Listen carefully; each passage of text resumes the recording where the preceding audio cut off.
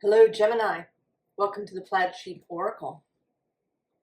You will notice, if you're not new here, that the camera angle is different, and it's because I wanted the flowers to be in the shot. I don't know why. Maybe it means something to somebody. Maybe it's just because they're beautiful. In any case, beautiful sunflowers. And your reading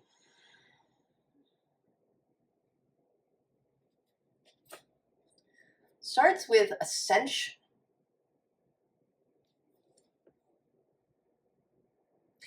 And it's paired with both the prism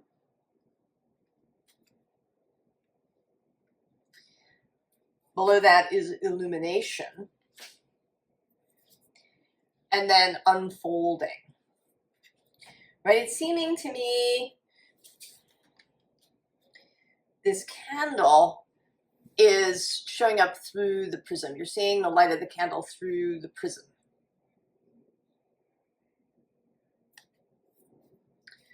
Something very ordinary or something that you've taken for granted, something that you've seen in a very mundane way,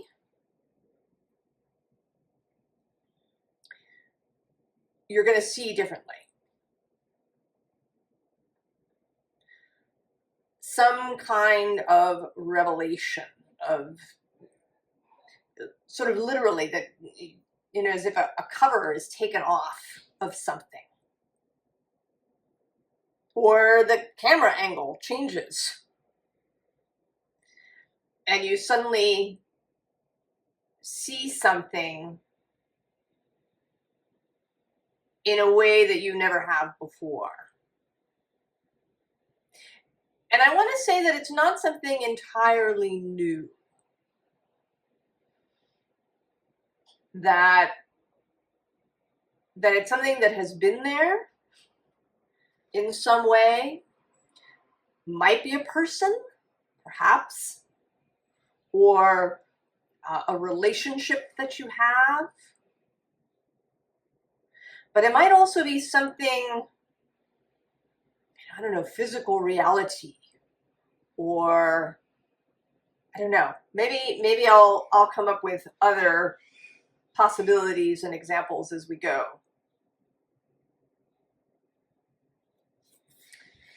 We have this retrograde, finding a place where it's visible. This retrograde review card. Not surprised, if you're watching this when I post it, Mercury is moving retrograde until August 12th. In Leo, sextile, your sign.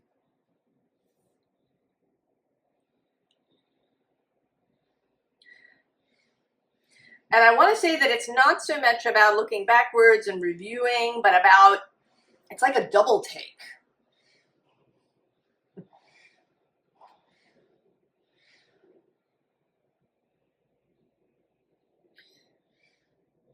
Just seeing something in a completely new way, or seeing something clearly for the first time. We have lots of preconceptions about things, and sometimes something will occur, an event or a change within ourselves, and we suddenly see differently. Below is Sagittarius with expand. And then there's Mercury.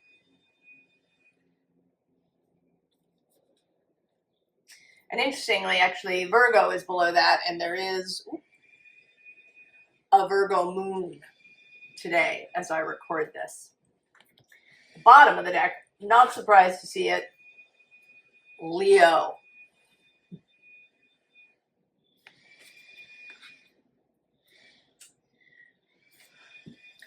We have Venus with beloved. And how this is feeling is this sense of something that's very familiar And I don't know about beloved in the sense of, you know, that you have deep love for something. It's more like you have a beloved way of looking at things. An accustomed way of looking at things.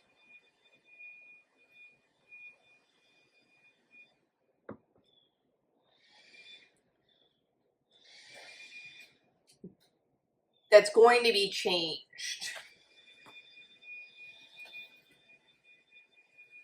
Because then we have Libra with balance, followed by this debilitated discomfort card. Where are we? Lots of sun.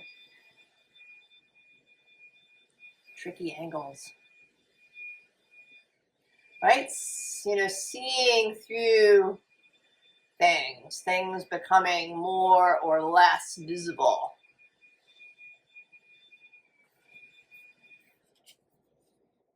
And that this process is going to be uncomfortable. I'm going to close the window because there's some noise going on.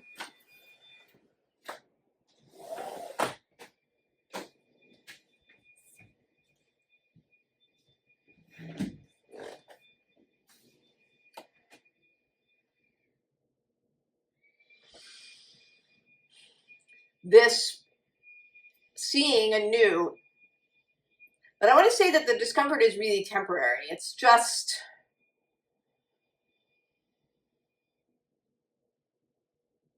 right, the discomfort of seeing something familiar as suddenly strange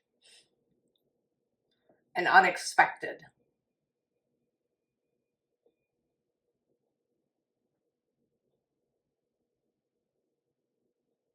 Surprise. Right? It's unsettling.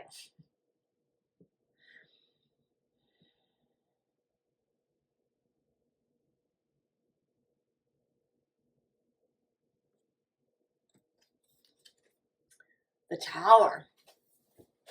And this, I think, this is whatever this is. It's something really fundamental, something, you know, that seemed, you know, seeing a mountain get up and walk.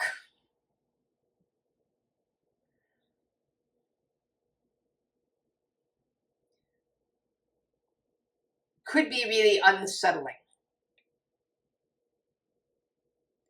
But only temporarily. Especially for you, Gemini, you are a sign that has greater comfort with you know, changes, seeing things from a whole variety of perspectives, being able to take new information on board. But it may be because it is so you know, it's like having a parent who maybe has been very stable, very predictable, you know, and then discovering that unbeknownst to you, they've been taking tango lessons or learning how to skydive or, you know, doing something completely that seemed out of the realm of possibility.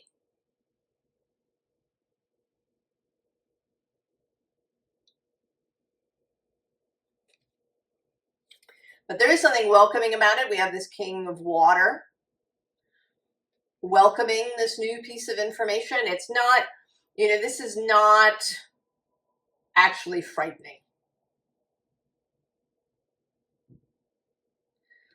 I think there's going to be a period where you're sort of, you don't quite know. You're, you know, maybe a bit, you know, moving suddenly from stone to sand or ground to ice. There's a period where you have to find your legs. Or here with the King of Water getting on a ship. and getting your sea legs. Getting your sea legs, Gemini. Now below is your card, the Lovers. But in this deck, it's very Leo. Of course, we have the lion. There's a Leo glyph happening here. So there is something about working with Leo ideas, working with inspiration.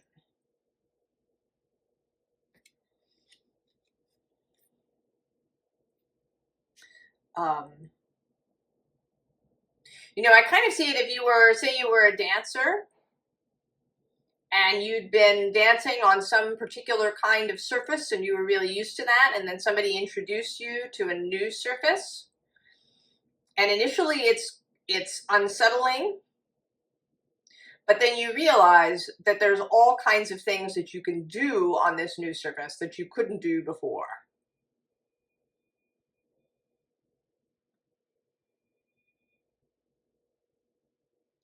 You know, maybe there's more friction or less friction, so you can slide, or you have, you know, there's abilities to do different kinds of movements more easily. That there's real advantages to this new state of affairs that you hadn't, you know, it's not so much that you didn't expect it because you weren't expecting any of this, but that in that initial moment, the discomfort takes precedence. But then right underneath is this Eight of Earth. I really love this Eight of Earth because it emphasizes this artistry, this craft. From an art perspective, it could be that you had been using, you know, maybe you were using watercolors in a particular way, the way you learned, and then somebody introduces you to the fact that watercolors can also do these other things that you didn't even know. You thought that that was not possible for watercolor.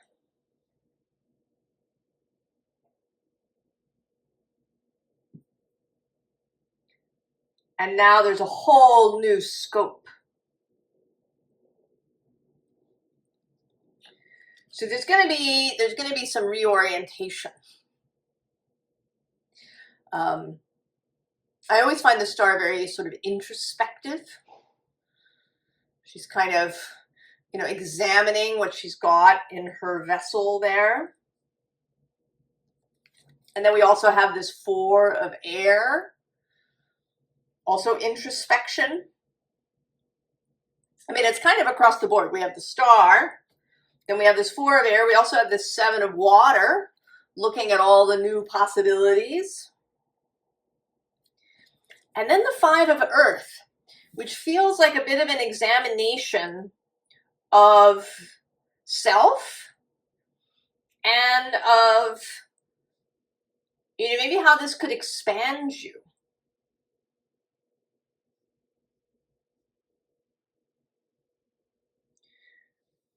That it opens up your limitations. That it wasn't, you know, it's not just about the limitation maybe of a medium, but that it expands your possibilities too.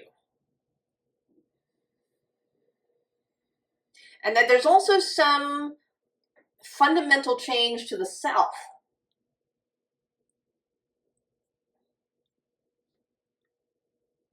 Maybe you start looking at everything differently. You know, if this thing could be so different than you thought, if it could have all these unseen facets, you know, if something that was ordinary, this candle, when seen through this prism, changes character completely. What else might be different?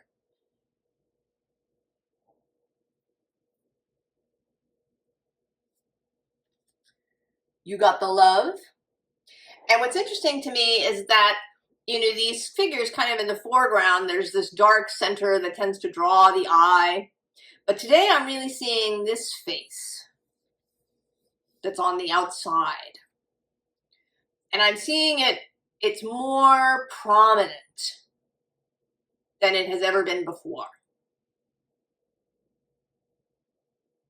And there may be something about love in all of this, because we do have the love card under here, and we have Venus with beloved and this Leo energy of working with something that you love, of following the heart, following the sun.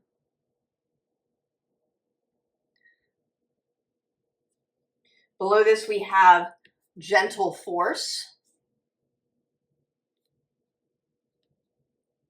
It says consistency, persistence, patience, the long game, but also this idea of being gentle.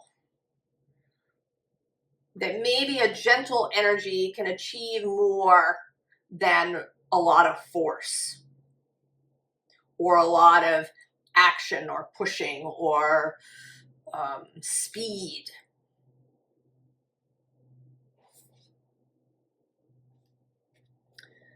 The bottom here is your life is a canvas. Artist, manifestation, creative accountability, and just creation.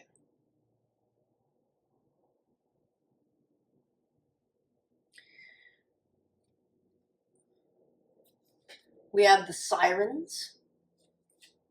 Use your voice, expansion, freedom. And this is an interesting, you know, seen from another perspective. Sirens in the myths are trouble. They pull ships onto the rocks by bewitching the sailors. In the Odyssey, Odysseus has his men lash him to the mast. And then all of the sailors put wadding in their ears so they can't hear the siren song. Only Odysseus hears it, but he's been prevented from taking any action. So he gets to experience, you know, this call, this longing, but he doesn't, you know, he's been restricted from responding to it. And there's a little thing under there, one, you know, myths and these things, there's so many ways of looking at them and interpretations, but what's coming up now is this self-restriction for some reason. You learned that doing X was dangerous, right? It would drag you onto the rocks and your ship would founder and you'd drown. That following that longing, following the heart's call, following your passion, following the call of the siren.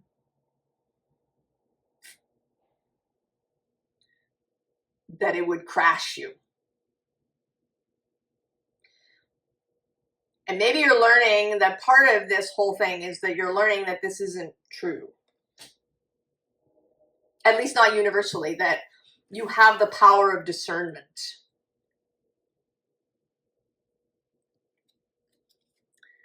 We have let it go, release the past, forgive, soften, move forward. And of course, this card often makes me think of Frozen and how Elsa feels like she has to leave the group in order to fully express her power. Because if she does it in the group, somebody might get injured.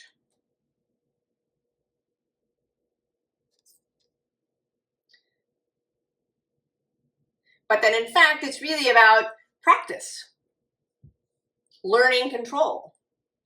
She doesn't have to, you know, leave the group forever. You know, she just needs a safe space to practice, to hone her skill. And also that, of course, nothing is 100% safe.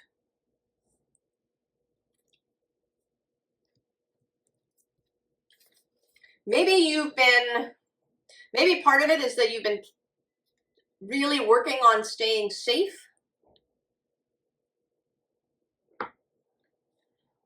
I certainly wouldn't blame you in any way. In the face of a lot of chaos, like Sagittarius, Neptune's been moving square your sign since 2012 through Pisces. This could create a real sense of kind of existential instability. You know, not that there's anything specific necessarily. There could just have been a kind of, you know, this sea legs thing. You know, some people get seasick, even on giant ocean liners, where the motion is hardly felt.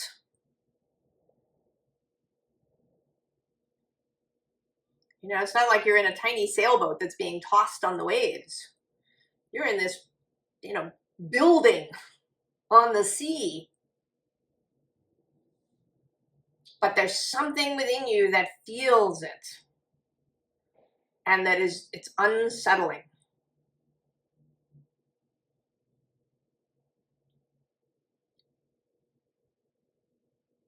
But maybe you've discovered after all of this that you have greater capability, that while you weren't paying attention, you got these sea legs.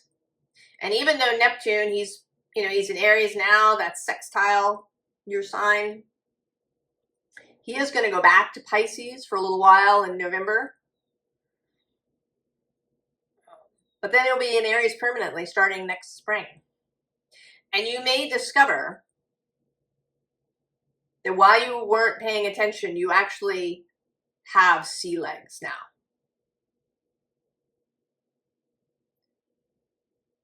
If you allow yourself to.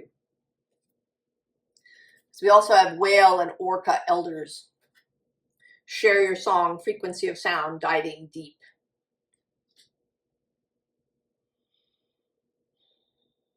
Something learned, something newly experienced,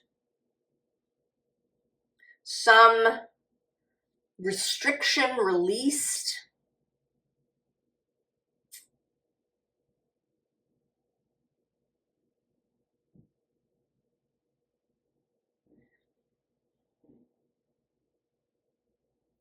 You know, this tower opened up in some way.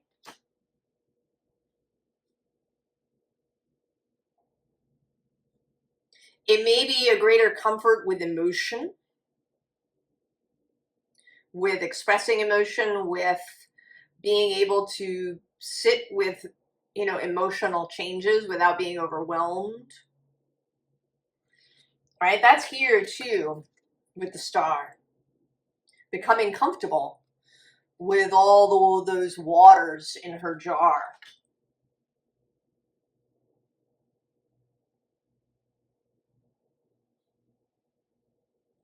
That the ascension here is through the heart, through love, through emotion, through consciousness, through seeing things with a kind of watery lens.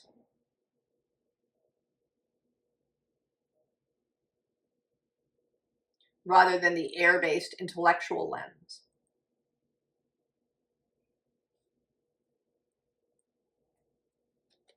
Strength.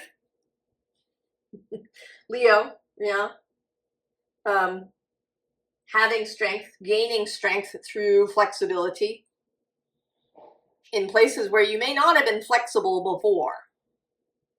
It may be that your mind, as Gemini, has always been very flexible, that you have been able to, you know, kind of deal with new information, but that there were other kinds of restrictions in your life.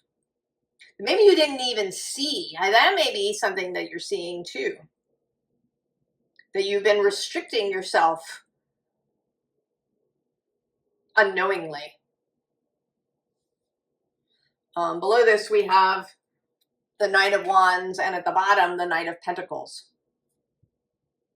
There's something here about these two really working together. There's something about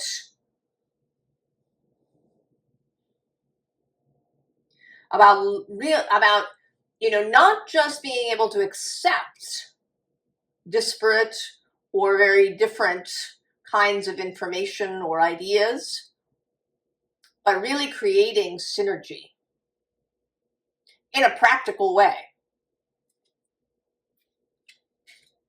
Below this knight we have victory, and victory actually moving here from this Five of Swords, realizing that maybe you can just leave, right? You can just walk away from whatever this is. Below that is actually the Ace of Swords, and the Queen of Swords, the Queen of Discernment.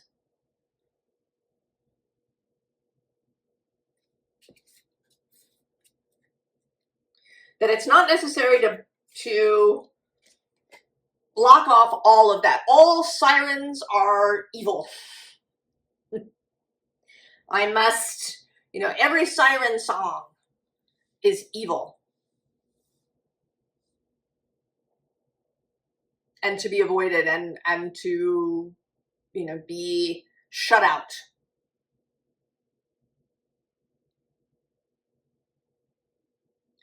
But there's discernment.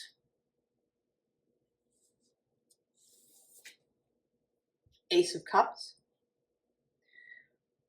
This new emotional wisdom, understanding.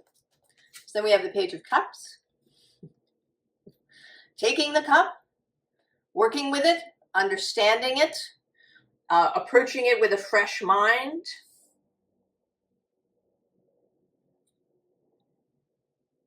Gaining understanding, gaining skill. And then with the Queen of Pentacles, how this translates into real practical terms. That this isn't just, philosophical or spiritual knowledge or understanding. This has real practical applications in your actual life, in how you create in your life, in how you receive in your life, in how you experience your life, how you experience your body.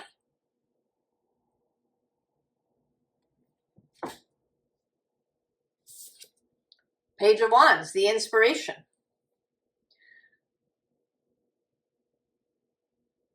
The page seems to be looking at this wand with wonder. I had no idea. I thought the wand was just this. I had no idea. It's amazing.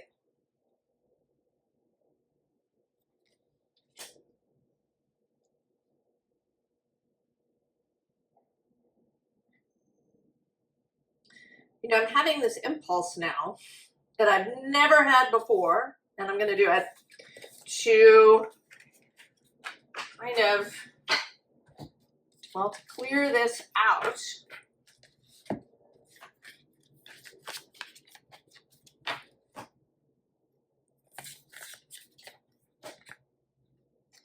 And center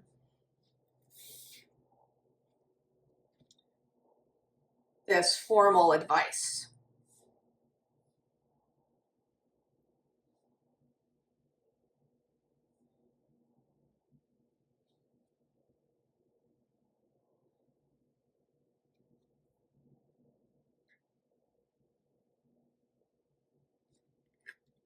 Ten of Cups.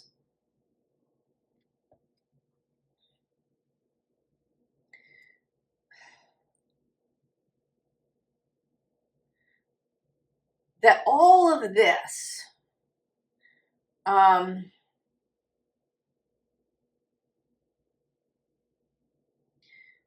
it's bigger than just you. That there's something here about how this change is going to affect other people all around you.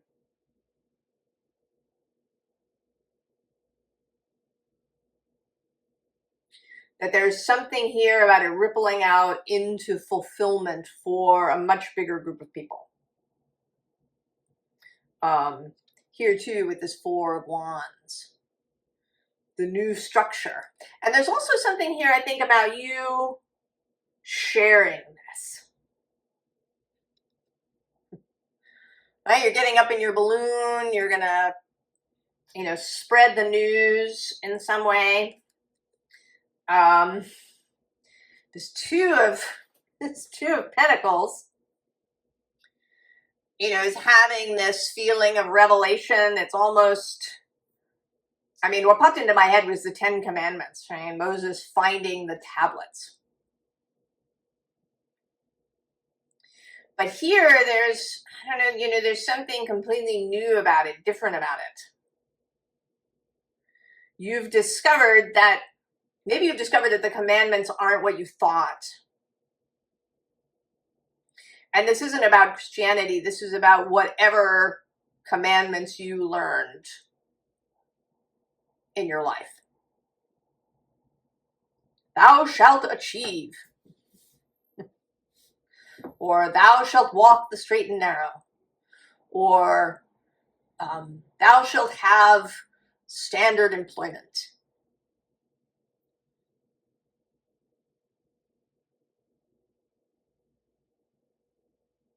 Thou shalt do watercolor in this way. Right? Whatever they are, you're discovering that it's not what you thought. Below that, we have the sun. Clarity, seeing. The underside is the Ten of Wands. You're being able to drop that stuff. Whatever commandments you've been carrying around, letting that go. Because it isn't what you thought. It may have served a purpose. I should say it did serve a purpose. Actually, I didn't look who was next to the Ten of Wands. Oh, there's the Three of Cups, which has been following me around everywhere. And the Tower. Am I going to go one more? The Nine of Cups.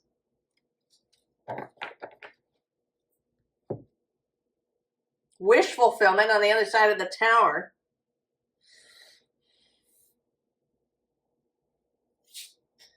And then the Lovers, really the Lovers.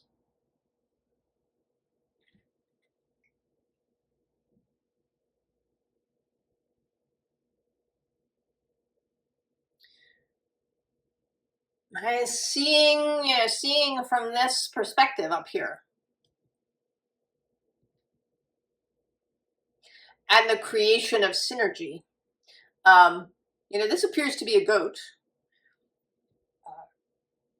associated with Capricorn. But Capricorn's often seen as a mountain goat. And in fact, originally Capricorn was a sea goat, a kind of mystical creature that was a goat on the front half and a fish on the back half. Creating new synergies. The High Priestess. Openness to what may have been fantastical ideas.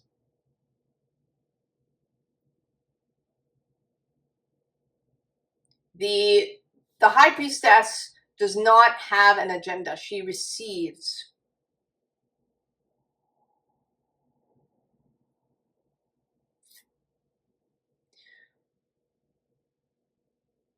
Receiving with an open mind.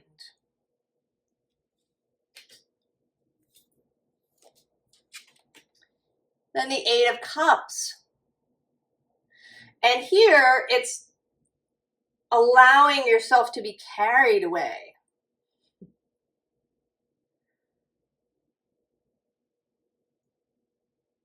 And to be carried on emotion. It may be that you learned when you were little that emotions were dangerous. That following feelings, that allowing yourself to feel was dangerous, that it could send you off in the wrong direction.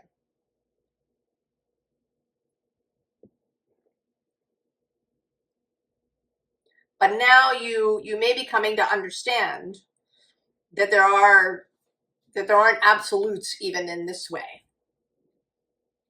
I think that even Gemini can sometimes get caught up in absolutes.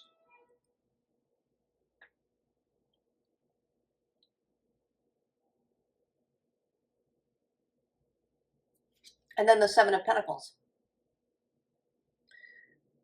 Have a look at what's been growing. It may not be what you think.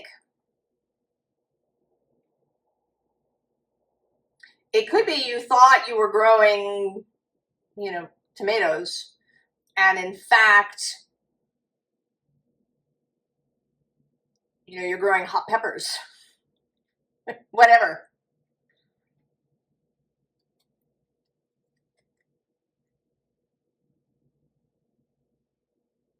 That something has been growing, and you misunderstood it, you misinterpreted it, you just weren't really looking at it, and now you're seeing it clearly. Now, finally, the card that was on the surface of this deck when I began this morning is the Queen of Swords, and I kind of expected her to come out, or I wasn't sure, but now I feel the urge to find her, because she is, this queen of discernment, of knowing your own mind, of having clarity, of having good judgment, and knowing that you have good judgment, that you don't need other people to tell you what's good for you, that you can discern that, and there she is. Oh, and she is between the King of Pentacles and this Page of Swords. So if we see the King of Pentacles as, that which is the kind of tower energy, all of those things that are solid and stable, and then, and reliable. And then the Page of Swords as a kind of freewheeling energy. New ideas, maybe scary ideas,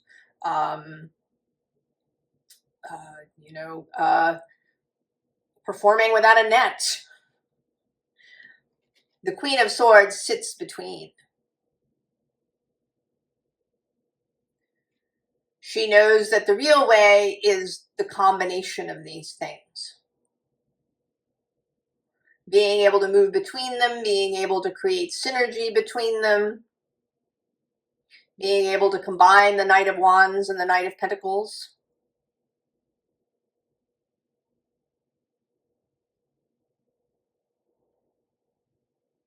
That you absolutely have the skills. And that it may be that whole time of, Neptune squaring you that has created these skills. All the experiences you've had since 2011 have really built these skills for you. And that you're ready to use them now, Gemini.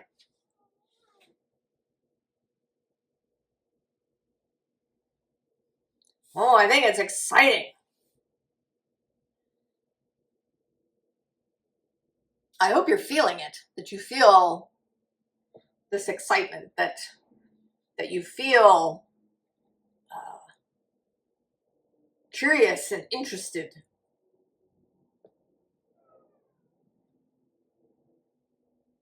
I wish you the very, very best, Gemini, and I'll see you next time. So long.